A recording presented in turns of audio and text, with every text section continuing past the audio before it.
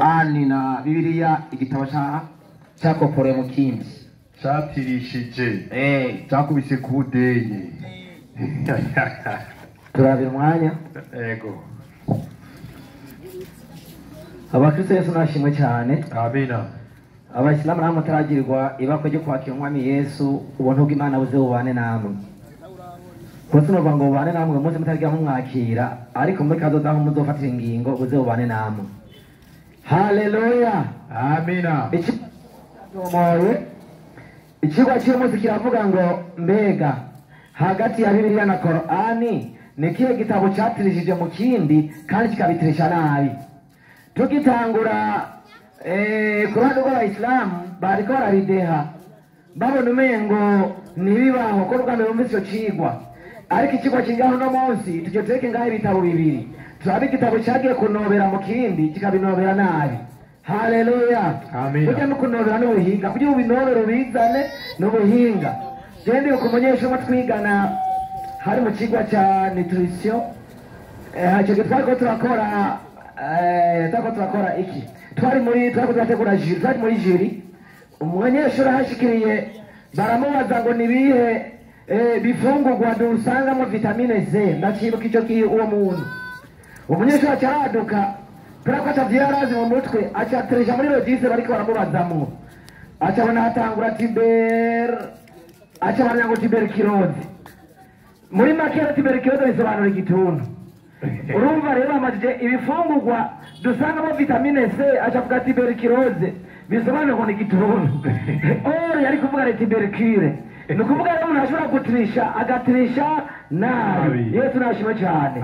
Reka mbaze Korani mbega Muhammad iyo tuyatirisha byose yabitirisha neza ko yazanye Korani 25 changamka Korani 25 iravuga ahavuga ngo iki na wakasema baravuze ngo ni visa vya zamani watu wa zamani ariko ateka ni inkuru z'abakera alivyoandikisha Muhammad yagenda kuandikisha kwani mwenyewe hajui kuandika wala kusoma. Kubera ko atarazi gusoma no kwandika anajosomewa asubuhi ibyo agiye gusomerwa mu gitondo jioni nazo ku mugoroba kisha yeye hanyuma wewe anawasigurira watu yatagenda kubisigurira abantu ngo nivyo yishuriwe kandi avuye kubitirisha mu Bayuda n'Abakristo. Haleluya amina. nicyo gituma rero inkuru wumvise cyangwa utirishije uzitwara nabi. Je ndibuka tuzitwara y'uno munsi ko ari twize mu myaka yahera twarize mu mwaka w'indwi ingore za tradition orale nabyize mu mwaka w'indwi mu ngorane zayo harimo obli harimo aju na tendance du narrateur niko nabyize. Ni ukuvuga iyo utongeyeko uragabanya iyo utagabanije uribagira. Cyo twagaremeza Muhammad na Korani yiwe ivyo yatirisha yarabigumya cyangwa yaravyibagira. Yesu nashimwe cyane. Reka mbere muri Korani 17 umurongo w'101 havuga ngo iki? Korani 17 101 barakurabira mu kuvayo umuntu akwegereye 17 ukwegera barakurabira mu kuvayo 4:8 17 havuga ngo iki? na kwa yakini ati mu by'ukuri tulimpa Musa hoja 9 ati Korani ivuze ngo Mose yahawe ibimenyetso bingahe? 9 yajyanye kwa Farawo ibimenyetso bingahe? 9 Korani ibintu yabisanzwe yabinobeye kuko ibimenyetso bya Mose yahawe birahari, ariko mu by'ukuri yabinobeye neza ni 9 cyane birarenga. Tora kuvayo 4:8 kuvayo 4:8 havuga ngo iki? kuvayo 4:8 hera kwishaka ry'umutwe Imana iha Mose ibimenyetso bingahe? handitse Imana iha Mose ibimenyetso komeza ati kandi niba atakwemera ngo bemezwe n'ikimenyetso cya mbere. ikimenyetso cya kangahe? cya mbere komeza bazokwemezwa n'icya kabiri. bandanya kandi niba baramuka batemejwe n'ivyo bimenyetso vyombi canke ngo bumvire amajambo yawe uzudahe amazi mu ruzi uyasuke imusozi maze ayo mazi ukure mu ruzi ashitse imusozi azohinduka amaraso. komeza 10 banzugeza nyene. Ni ukuvuga Mose ibimenyetso yahawe ajana kwa Farawo ibimenyetso gusa atari bya bihano yajanye. Ni ukuvuga ajanye ibimenyetso bingahe? 3. Nimba Korani ari ibiri kiravuga ibimenyetso yahawe ibimenyetso bingahe? 3. Ikimenyetso cy'inkoni, ikimenyetso cy'amazi n'ikimenyetso cyo mkwaha ibimenyetso bitatu mubwo Korani kivyibura nabi ikiva muri ibimenyetso bingahe Cyenda. muri ibimenyetso bingahe Cyenda. ashobora kuza akavuga ngo ya si bya bimenyetso yagene twaye ni bya byago kwa Mose mbega Mose yahawe ibyago bingahe ni 9 cyanye ndarenga tora kuvayo n'ubundi 12 umurongo wa 29 n'icenda ndahageze aha wikijambo ry'umutwe Ichago cha 10. Ichago cha kangahe? Cha 10. Nukuvuga Mose atari ibyago bingahe? 10. Ibyago bingahe? 10. Nukuvuga byari n'icenda Korani ibinorera nabi. Yarabyije ivyiba nabi. Ikigwa kiringa hagati ya Bibiliya na Korani nikihe gitabo cyagiye kwiba mu kindi kikavyiba nabi. Trisheri. Ikigwa cya mbere Nuda ya kabiri hoja ya kabiri yegenda muri Korani 17 ijana na gatatu 17 ijana na gatatu. Basi Firauni akataka kuwafukuza katika nchi. Kwa hiyo tukamzamisha yeye na waliokuwa pamoja naye wote. Bandanya jana kane na tukawaambia baada yake wana wa Israeli kaeni katika nchi na itapokuja ahadi ya ahera tutakuleteni kwetu kugisaburi. Gezaho Korani kiravuga ngo Farao amaze kubakurikira Imana yamurimburiye mu mazi yimwe muri Bibiliya ndaza kuhakwereka imaze kumurimbura mu mazi ngo Abisirayeli barajabuka Imana kirabwira ngo nimuyinjire mu gihugu mukiramo amahoro bisobanura ngo bajabukiye mu gihugu cy'isezerano ngo bajabutse ikiyaga gitukura bajabukiye mu gihugu cy'isezerano mbega nibyo cyane bandivye nabi tora Bibiliya kuva 15 umurongo wa 22 mbega Abisirayeli bajabukiye mu gihugu cy'isezerano cyane bajabukiye mu bugaragwa cyane byanditswe 15:22 Leta mandiko Mose ajana Abisirayeli komeza bararamvura bava mu kiyaga gitukura bataha mu bugaragwa baja mu bugaragwa bw'isanzwe iki Bishura Yesu nashimwe cyane Amina Korani yavuze ngo bajabukiye mu gihugu cy'Kanani ngo bajabukiye mu gihugu cy'Kanani Bibiliya aho batije nabi bajabukiye mu bugaragwa bw'Ishura Korani yarinze ivyibana bose bacuritse imitwe Haleluya Amina reka twibandanirize uno munsi nagukwepa bimaze kumenyesha bingahe bibiri ndabongera icya gatatu Korani 285 cyangamuka Korani 285 gushika ku 8 2 cyangamuka mwarimu koresha umwanya ndageze mwarimu avuga ngo iki 285 ngo iki 285 komeza iravuga ngo iki Mungu akasema Imana iravuga ngo iki tumewatia mitihani watu wako baada yako atwarashye mwigeragezo inyuma yawe na Samaria amwapoteza ati Samiri arabazimiza Samiri usanze amashijabo Samiri mu cyaro bisobanura Samweli ati Samweli yarabazimi komeza Musa akarudi kwa watu wake atagaruka ku bantu biwe kwa Dagabu na kusikitika akasema avuga mwiki enyi watu wangu bantu banje je Mola wenu hakukuahidi ahadi nzuri komeza ahadi nzuri je umekuwa mrefu kwenu muda wa ahadi hiyo mnaoitimizwe komeza au umekataa ukushukieni ghadhabu kutoka kwa Mola wenu bandaya na kwa hivyo ati mkikuri umevunja ahadi yangu nani ni ndui wakasema ati wiki sisi ati twebwe hatukuvunja ahadi yako kwa hiari yetu wewe twareseze mwajawe kukugomba kwacu walakini tulibebeshwa mzigo ya watu ati twikorejwe imitwaro y'abandi komeza vyombo vya dhahabu tulivyovianza kwa wanawake wa Kimisri ati nukuvuga ati ibikoresho ibishazo by'izahabu n'ibindi twakuye ku bagore b'abanyamisirikazi tukaitupa motoni ikayayuka ikaundwa Mungu ati tubiterera mu muriro bihinduramo Imana na namna hivi aliitia Samir ati Samweli yaje arabifata aitia Samir sehemu yake na nani na akawahudhuria katika nyanyusho huo na ndama kiwiliwili kamili kinacholia gezaho korani tubwiye ngo Samweli yagiye afata bya bindi by'agaciro bashize mu muriro ngo acabibamo ishuri imfizi y'inka yedashima cyane amaze kubibumba ngo acabahereza babigira imana. Korani ivuze ngo uwabumva iyo shuri yitwa Samweli. Mbega Korani ibi nibyo byarabasha niho byimuye nabi. Tora igitabo cy'umukozi w'Imana igitabo cy'Ukuvayo 15:22. Mbega ni Samweli cyane n'ubundi Korani yari bikiba nabi. 15:22 ahabwa ngo iki? maze Mose ajana Abisirayeli barambura komeza bava ku kiyaga aho gitukura basaha mu bugaragwa by'ishura agenda iminsi 3 mu rugo bugaragwa komeza babura amazi akitimara ntibashobora kunywa amazi yaho kuko yari umururazi nicyo cyatumye hitwa Mara. Kuva 32 irimo gushaka 32 kuvayo ahabwa ngo iki? rimwe ngo iki? Changamka 32 rimwe abantu babonye Mose atevye kuri uwo musozi Aroni atura Abisirayeli ikigwamana c'imasa w'izahabu. Bazugezaho Aroni niwe acuze ikigwamana c'imasa mu nzahabu uwayishize yitwa Aroni. Korani yavuze ngo ni Samweli. Korani yarativyivyibana kudeye nabi frere bibaye bingahe? Bitatu. Nongera cyakane kiraza ubyandika kunyandiko ndiko nagenda kunyandiko wewe turashimwe cyane. Genda muri Korani 2:49 tari byanditswe 2:49 bari bakorera mu bacamanza ndwe 2:249 ibindi Korani yindika byiba nabi.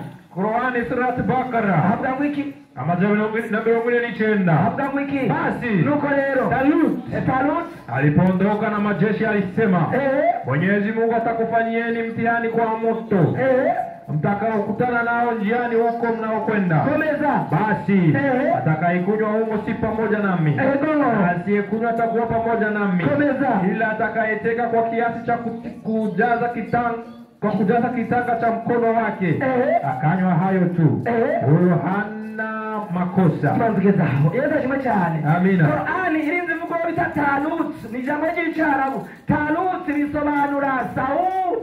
Talut bisobanura Saul. Qur'ani ivuze ngo wajanye ingabo ku mugezi zigiye ku rugamba akazigerageza ku mugezi ngo ni Saul. Ngo ni Saul.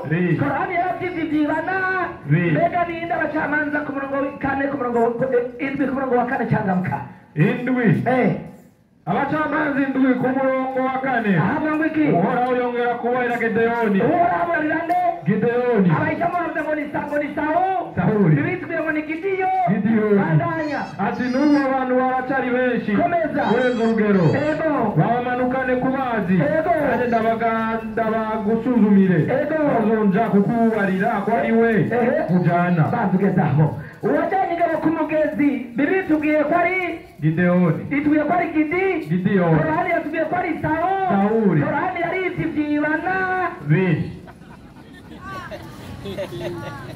Haleluya. Amen. Tukiri ku murongo nyere bandanye umurongo baragiye kugwana n'abaki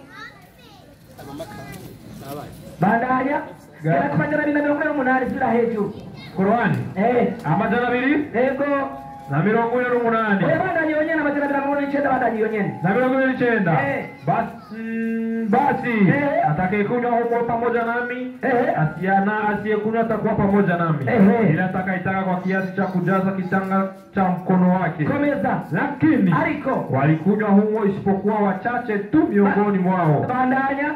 Basi alipovuka yeye na wakauvuka wale walioamini pamoja naye, walisema leo hatumwezi Jaluti na majeshi yake.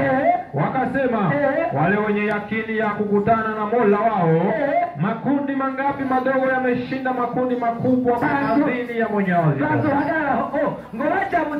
Ngo bakibaza ngo turago uyu munsi ingabo zane za Jaluti mu cyarabu bisobanura Goliath. Ngo n'amasigaro za Goliath ntituzishobora. Ngo bagiye kurageza ku mugezi bagiye guhangana na Goliath. Iyo nkuru barayivye bayiba nabi baganye mu bacamanza baraje kubana n'abaki abacamanza 5 indwi ku murongo wa mbere indwi ku murongo wa mbere Yerubayali ariwe abacamanza. Yego. Bandanya abacamanza ku murongo w'indwi. Igice cy'indwi ku murongo wa mbere bandanya naho nyene.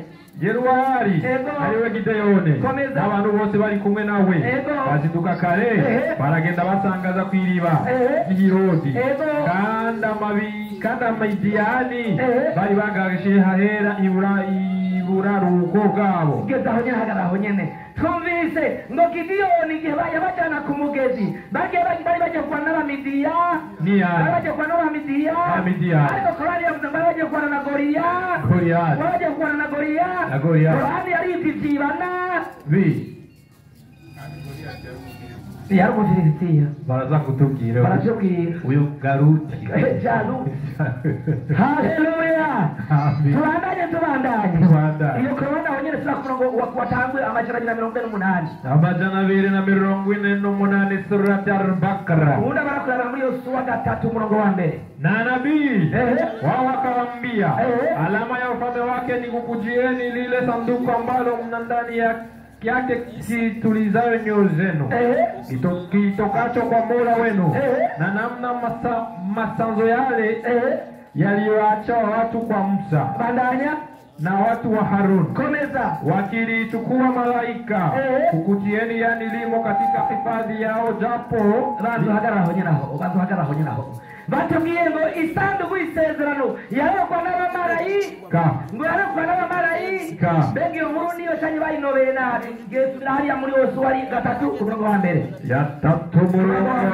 isanduku y'isezerano yarokwa n'abaki Yosuwa Yosuwa arazinduka abashitimu Isirayeli bose bashika ku Yorodani barara batajabutse hashize iminsi 3 abagaba b'abantu banyuranganya aho bashagaje babarira abantu bati murabona isanduku y'isezerano y'Uhoraho imanuka Imana yanyu ireruwe n'abaherezi aribo barewe bandugezaho yari muri Bibiliya hatubwira ko isanduku y'isezerano yarokwa n'abaherezi aribo bare Korani vyibana bivuga yarokwa n'abamarayika nje basi hoja hanyina hasi harenga hasi Korani yatubwiye ngo umukuru wabo cyangwa umuntu wabo yabahaye amategeko bazakugenda nimba Korani yabyimuye neza uwo mukuru wabo yitwa Wibe nimba muzi neza uwo mukuru wa Isirayeli yarahari uwo munsi batubwiye ngo izoba irimo ibisigazo by'Abisirayeli nimba Korani ibintu izibanga ryari mu gisanduku y'isezerano harimo ibiki uno munsi imbeho irazaguhera akurabana kugira ngo neza kutamwakurikiye nikizi n'iby'imarikire byagenze kanarize batokari ngehoja zingahe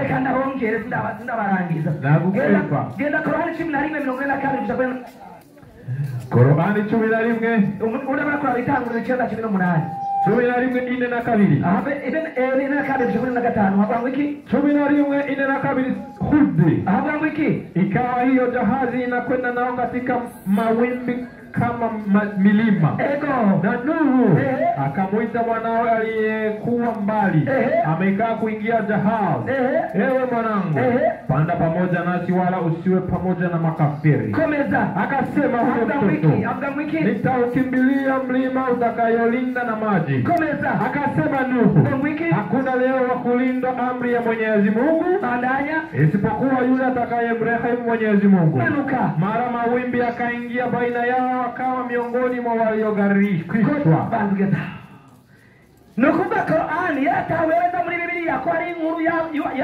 yandoa n'itegina ry'umwuzuri ryabaye Korani iraza kuvyimura muri Bibiliya ikivuga ngo nawe yavuze umwana umwe nawe bahitanywe n'amazi yahitanywe n'amazi ibyo nukuri cyane n'ikinyoma to itanguriro 9 ku murongo wa 18 cyangwa muka itanguriro 9 ku murongo wa 18 ndasoma mu izina rya Yesu avuga ngo iki bene Noa basohotse mu bwato bari bangahe ni Shemu na Hamu na Yafeti bari bangahe batatu bari bangahe kandi bose barakize umuzu Korani byavuze umwana umwe yatangwa yatwawe n'uwo muzu Korani yarabyibana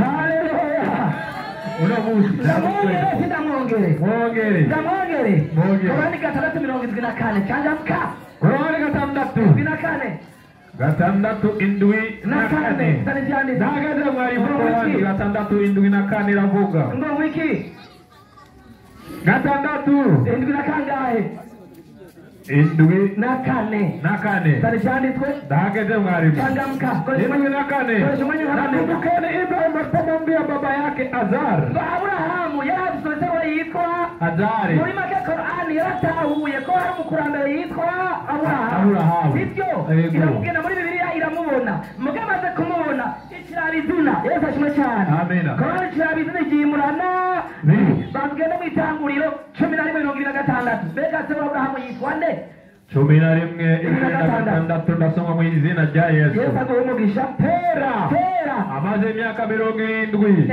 abyara Aburahamu Aburahamu wo muri Bibiliya yabyawe n'uwitwa Tera Aburahamu wo muri Korani yabyawe na Azari Korani yarabyibye ibyibana Azari ariwe Eliyezeri yari umukozi wa Aburahamu yari sewi Yesu amahera umugisha Amena Haleluya Amen Asa banobera nabi turabirabira Takbir bama biga ariko ntibarashikaho bamenye ukuri akari inyuma karahinda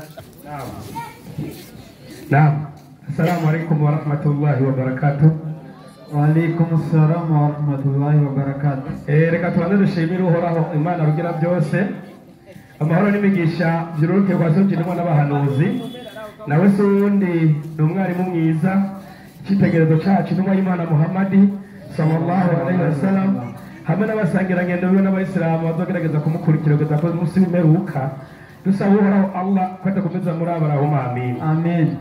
reka mbanze nshimire umwarimu w'umukristo avuye hano Ndio.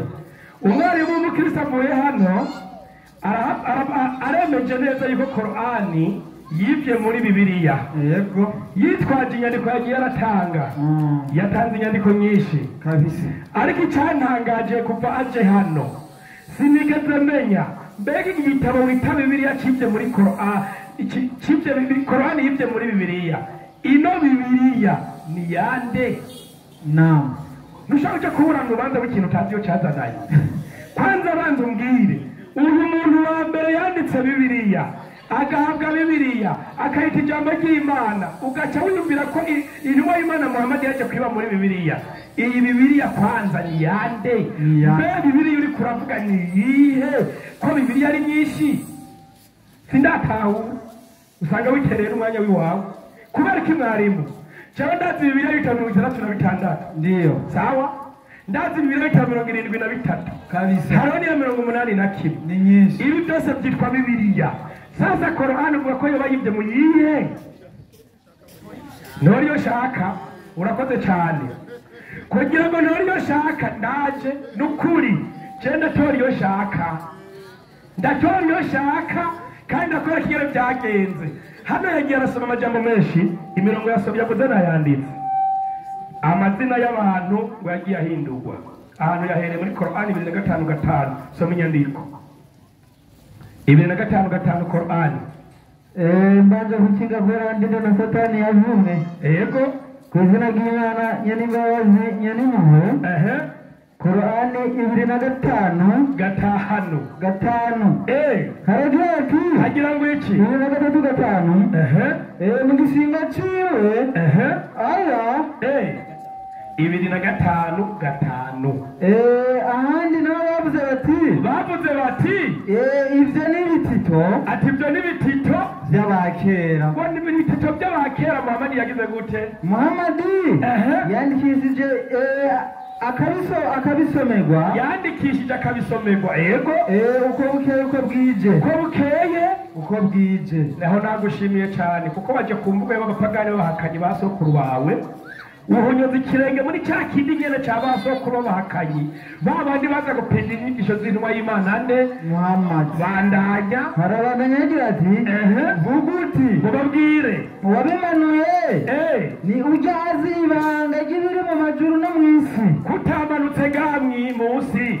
usomera abantu babwira uti iyi Korani ntabwo ari byo Muhammad yandikiye ahubwo yakomotse ku muremyi w'amajuru n'isi kutabivuze n'imbura umunyakuri urumva acazana imvugo y'abahakanyi Imana iba yamwumvise kigira gute Imana irakwishuye iyi Korani ntiyavuye n'ibyo muri Bibiliya ahubwo ikigoro wakimaze ahubwo yakomotse kura Imana agira byose yaremye ijuru n'isi erega yagihejeje cyane cyane rero gagiye gukora kwikigwa kimaze wenyene ko Korani yibye muri Bibiliya kandi yamaze kumva Imana ishinga nahe kwari we yazanye no Korani iyikuye mu ijuru ku muremyi w'ijuru n'isi iyo yazaranye Korani ajera ngo Muhammad ntiyari yarize nibyo intumwa y'Imana nigira ku rubaho ngwigishwe n'abana b'abantu iyo ntumwa y'Imana zo bagiye ku ishuri kiga iyo siyo naho uzoca uyiheba kuko yize mu ishure yuko ibyo yigishije abantu yabyize mu ishure nicyo gituma intumwa y'Imana Muhammad ntabwo yari yarize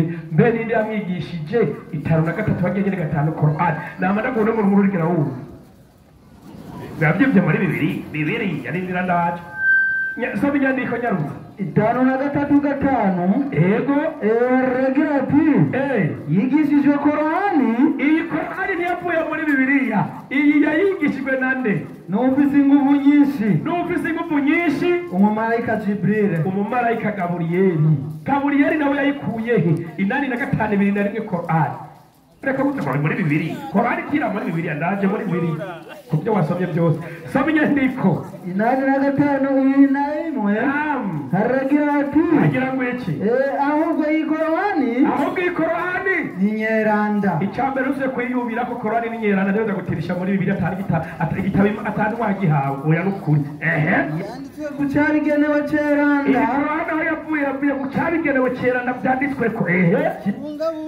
kibungabunzwe naho limahfuz urubaho ruri mu ijuru ku Mana bitwa rohe mahfuz niho Korani iri niho yazananye ntabwo ari muri Bibiliya wenda mu Bibiliya Korani bwatirishije muri Bibiliya Korani imaze kuva mu ijuru ikiza mu rurimi ruhe 12 Korani nyarusa mwarimu 12 habace dawe iyo Bibiliya kuko babyibye ngo yari mu rurimi ruhe ndayo ko rurongo sobe inyandiko mu by'ukuri twabona iyi Korani mu rurimi rw'Icyarabu Imana ati twayururukije mu rurimi rw'Icyarabu jewe ni waza hano ntuturasomera amazina yo muri Bibiliya turasomera amazina yo mu rurimi rw'Icyarabu kumva Korani yibye Bibiliya Korani yaje mu rurimi rw'Icyarabu nawe ucumbwira Bibiliya ya mbere yari mu Cyarabu kugira ngo twumve ko iyi Korani yazananye muri Bibiliya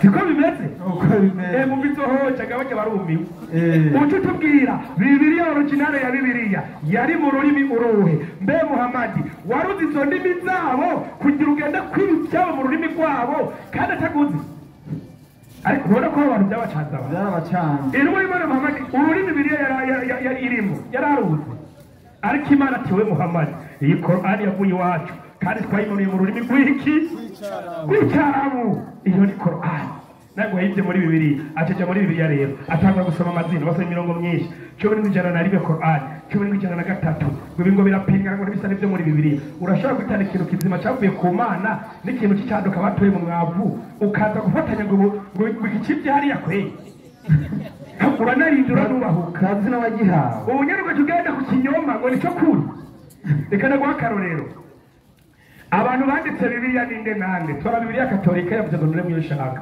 iyo nini ya nyene urupapuro rwa mbere hajya nyene uraba urupapuro rwa gatatu iyo Bibiliya nini ya ntagatifu ya Katolika nyaruzi hari abo ntago nyene ndakwereka banditse Bibiliya usaga tanabu haragira ati ijambo Bibiliya ivuye mu rurimi rw'Ikigereki ubwo ngo ryavuye mu rurimi rw'Ikigereki ubwo kuri Muhammad yari kujya kwiba ururimi atumva ivyari gukora nawe ubwiza ukuri wojya kwiba ikintu kiri mu rurimi utumva komeza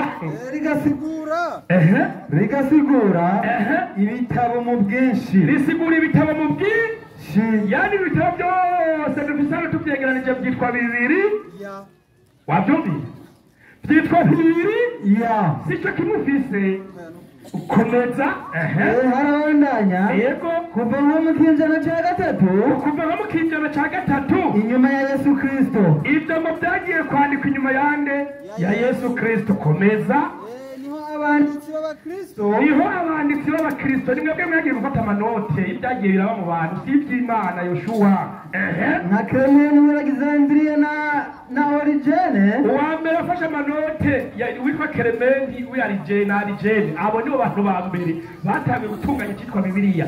si mwebwe bari abakatolika, si mwebwe bandanya batangura guha iryo zina ibitabo vyeranda vy'Abahebreyi n'Abakristo. ngo nibo babyise ko ari byera.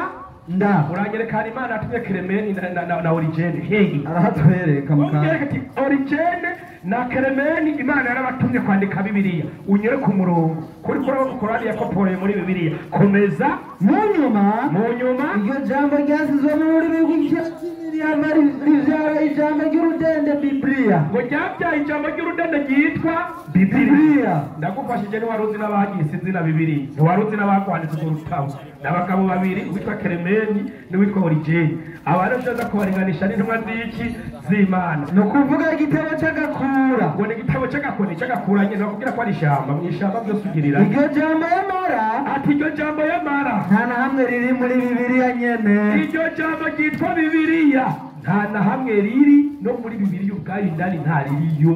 ucitana igitabo cy'Imana ishingira intare ngo nicyo cyakopore mu gitabo utazi iyo cyazananye. ahubwo uranubahuka. ahubwo iyo usoma iyo original ya Korani kugira uhinyuze Bibiliya ko ari ikinyoma aho ndakina kwemera kubera ko imwarimu bimeze gutyo. yasomye amazina aragenda ngo se wa Aburahamu ngo muri Bibiliya ngo yitwa uku, muri Korani yitwa uku, agenda yerekana ko amazina y'abantu yagiye arahindagurika adasa. sawa reka rero gukosora ntuzosubire no kuvuga ibyo byawe kubera ko amazina adasa ayari muri Korani n'ayari muri Bibiliya. ni bande bahinduye cyane? ni bande bagize fotokopi? si sawa? ndio tora Bibiliya y'igiswahili noriyo shaka kwambari Bibiliya y'igiswahili hariya nyine ku rupapuro rwa mbere umurongo usomera hamwe muzi nyarutsa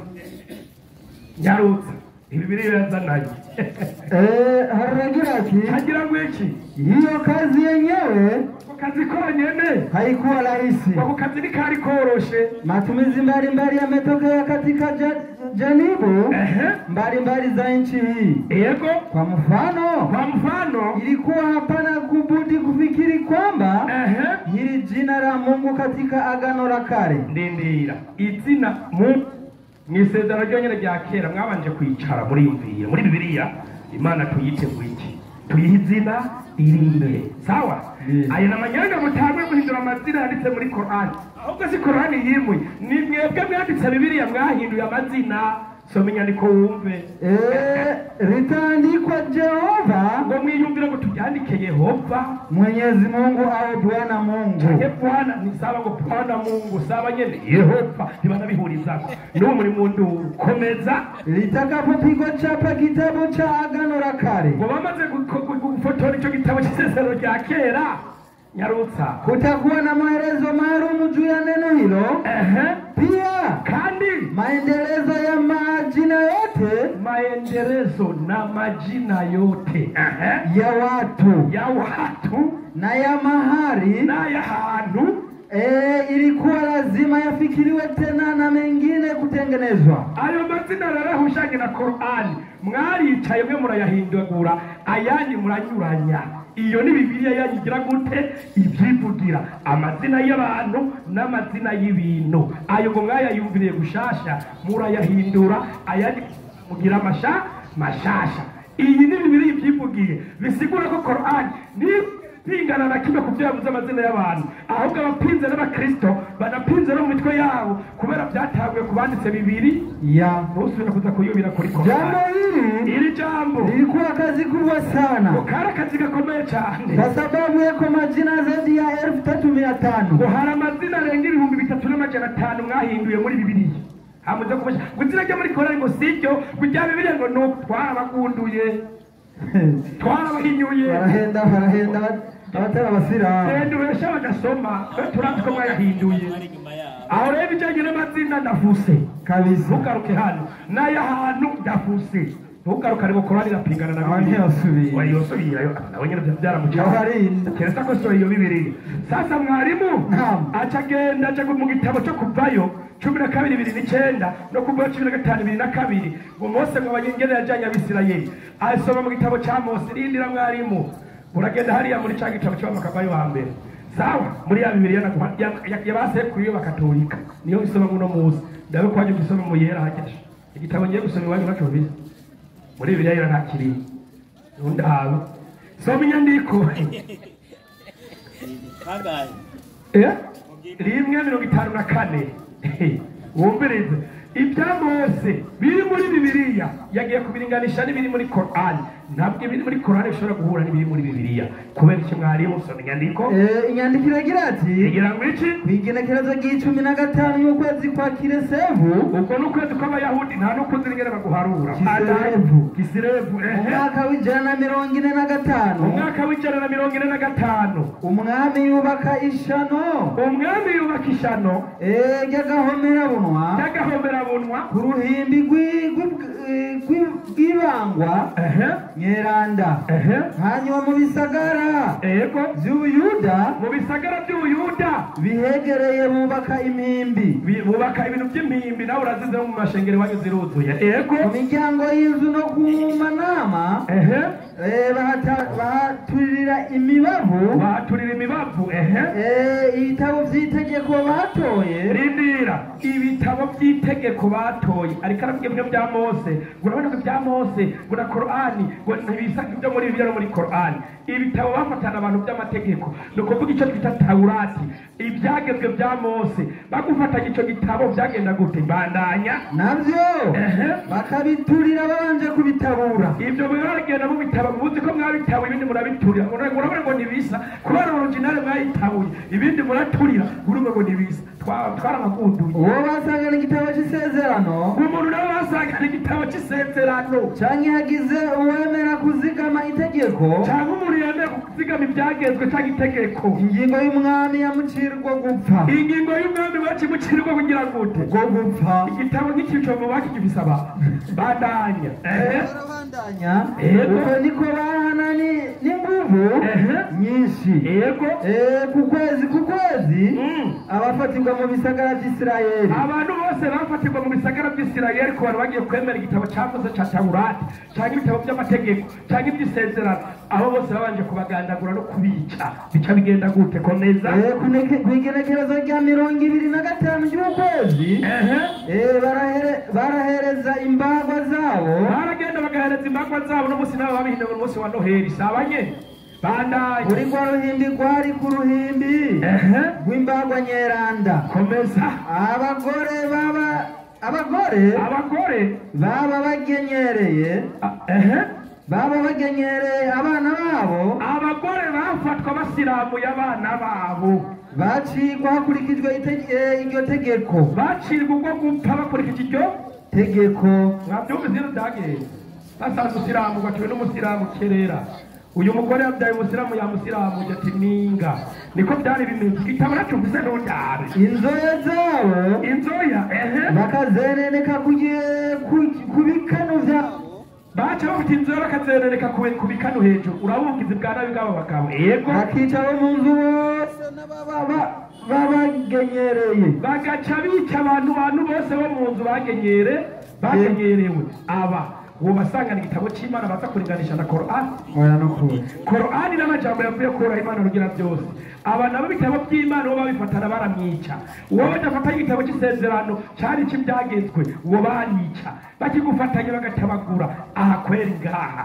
woro mukuri nakuri ibiro bimaze kuba mu isi inyuma ya Yesu ni Imana yacirunga ikinuma y'Imana nde Muhammad acaza kugira gute gushira ibintu ku murongo yabishyize ku murongo gute Korani 3:3 mwari muzi ngo mwaragegeje amabanga yose mwarabitabagura Imana rero kwihanganira ubakanye ubwo nico gituma n'ubutwebwe turasiramuka ku tegeko ry'iki cy'Imana kubera abasiramuka mwaca mu biki komeza inyandiko haragira 3:3 Korani yamanuye igitabo mukuri ati wowe yamanuye igitabo cya Korani mukuri cemeza ivyagitanguriye kije kwemeza ibitabo byatanguye kubaho ko Bibiliya ntayirimwo kandi niwe yamanuye ni wewe wamanuye Taurati kuri Musa. uwo nawe ngabise Bibiliya iyo tumubwira ati yimuye muri Taurati nabyo ujya nawe bise bibiri kuko iyo yabura muri Taurati byari gutanga ko Muhammad yabwiwe ibyabwiwe intumwa y'Imana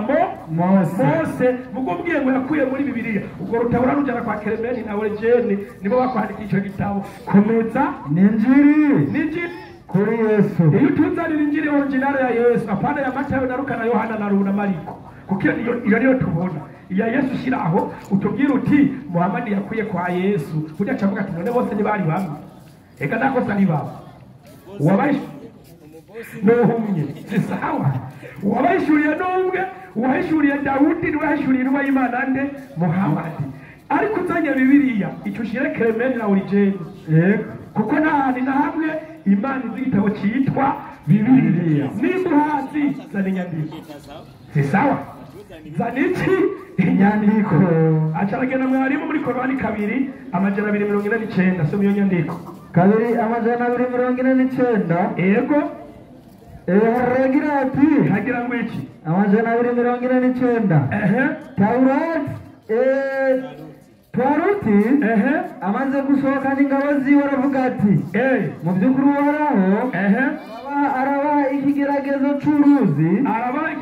c'uruzi uja kurugwamwo ntazoba ari mu banje uza kurugwamwo ntaza kuba ari mu banje utarugwamwo azoba ari mu banje kiretse uzodahisha ikiganza ciwe acaza kuringanisha n'abacamanza imbikani ahubwo uranariye Mose arigeze ahabwa igitabo cy'abacamanza Mose ukajuda gufata iby'Imana ukaringanisha n'umuntu utazi niyo yazanaye abari ko baca imanza reka nabwo ico bagora abacamanza 220 wumviriza abacamanza bawe nukuri Muhammad ngaho yari gukoporora ibyo oya n'izina ry'Imana abacamanza 220 sabya ndiko 220 haragira ati nuko babari ababenyamini bati oya bakora Yoshua hagira nimugende mujyame mu mizabibu yarutsomanye kurahera murereke yego maze abakobwa b'Isirayeli nibasohoka baja kubyina muce musokoroka aho mubunze mu mizabibu umuntu wese agera gute atakire umwigeme muri abo bigeme b'Ishiro wafate kungu Muhammad yokura y'ibintu cyatubwira ati mayina mwegitanga ingwano ngo ntaro kizaruri Qur'ani 4 tubahereza ingwano batane mugira abagore bayo namwe gufata kungu Qur'ani yari kwibintu nk'ibyo potere ya mbali. Salamu alaikum. Wa alaikum salam wa rahmatullahi wa barakatuh. Takbir. Allahu akbar. Takbir. Ndio muzi hatuwa mbali. Mwalimu wao na watu mbikavuka.